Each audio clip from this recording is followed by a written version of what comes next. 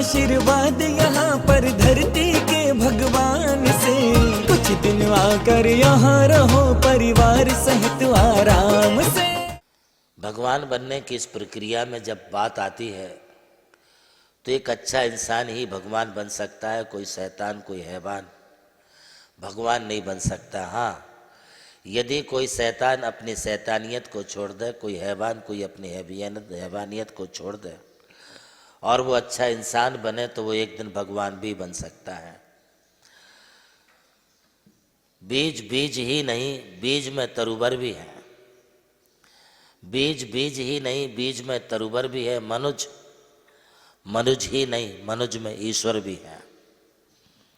हर बीज एक पेड़ का रूप ले सकता है और हर मनुज परमात्मा का रूप ले सकता है।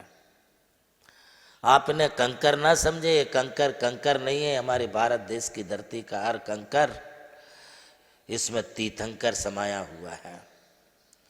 जिस तरह से हम सम्मेशकर जी की पावन पुनीत भूमि को, उसकी मिट्टी को हम नमन करके अपने सिर माथे लगाते हैं, क्योंकि वहाँ का हर कंकर पवित्र है। ठीक इसी तरह से जो मनुष्य देवत्व गुण को प्राप्त किया है, जिस मनुष्य में अच्छाइयाँ पैदा होती जा रही हैं, वो आज नहीं तो कल भगवान बनने की क्षमता रखता है। मैं वह हूँ जो है भगवान, जो मैं हूँ वह है भगवान, अंतर यही ऊपरी जान, मैं रागी वह राग पितान। जो भगवान है वह आप है, जो आप है वो भगवान है। इन दोनों में अंतर सिर्फ इतना है कि तू रागी बेराग बितान। आप रागी हैं, आप देशी हैं, आप मोही हैं, आप संसारी हैं, आप संसार के जन्म मरण और दुखों को भोगते हैं। किंतु बे वैरागी, बे तो बीत रागी हैं। उन्हें कोई जन्म नहीं है, मरण नहीं है, उनके लिए किसी प्रकार के कोई दुख नहीं है। अब उन्हें राग नहीं है, द्वेष नहीं है, मोह नहीं है, इसलिए वे परमात्मा हो गए। यही इन दोनों में अंतर है। किंतु सब्बे शुद्धाहु शुद्ध नया, शुद्ध निश्चय नय की दृष्टि से विचार किया जाए तो हर इंसान भगवान है। सब्बे शुद्धाहु शुद्ध नया, शुद्ध नय की दृष्टि से सभी जो हैं नियम से शुद्ध ही हैं।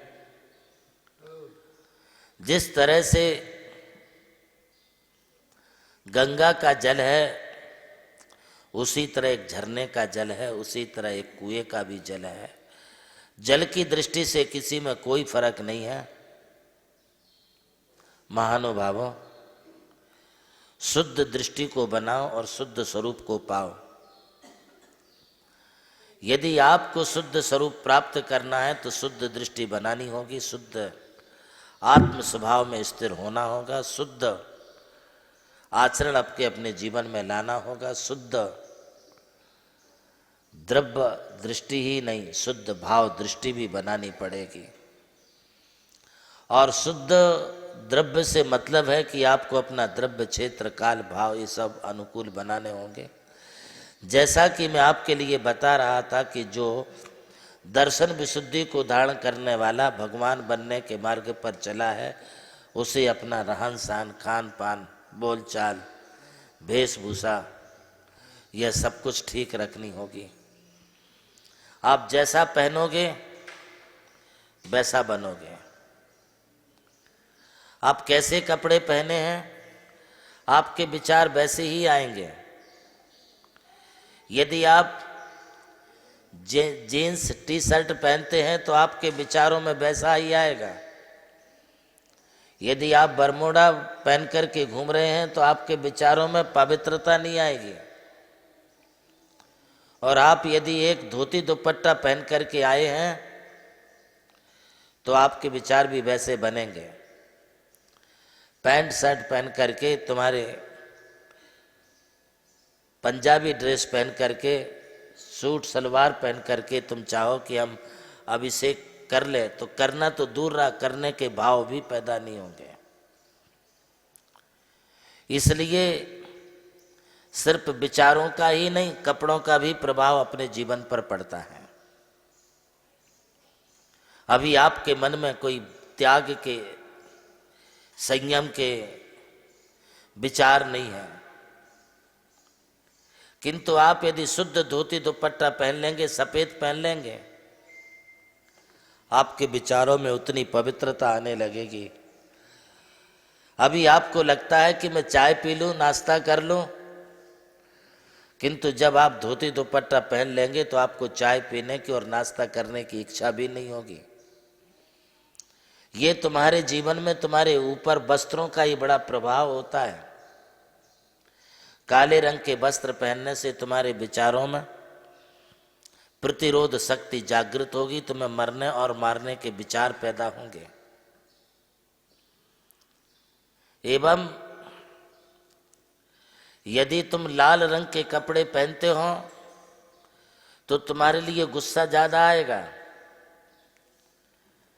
बार बार तुम्हारे लिए जो है उत्तेजना आएगी।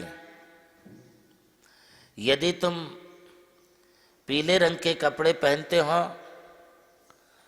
तो तुम्हारे लिए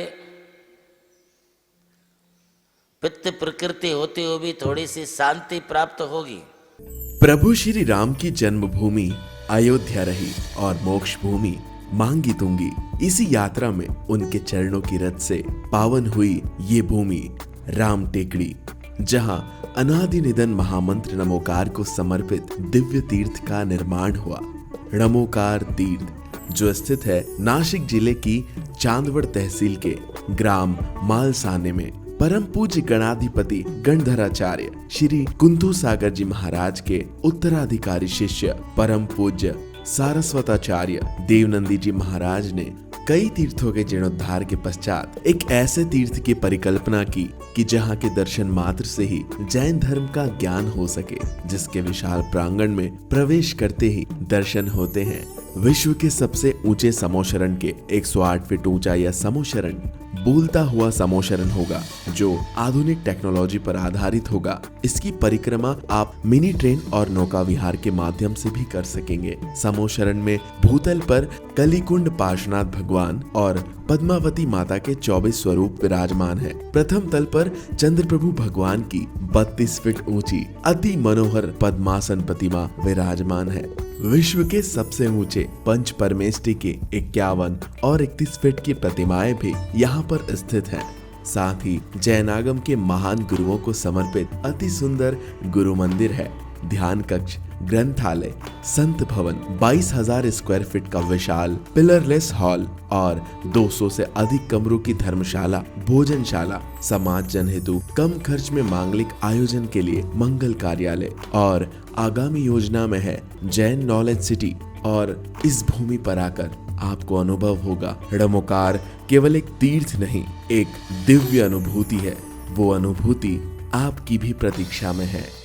अरे लूट लो आशीर्वाद यहाँ पर धरती के भगवान से, कुछ दिन आकर यहाँ रहो परिवार सहित आराम से।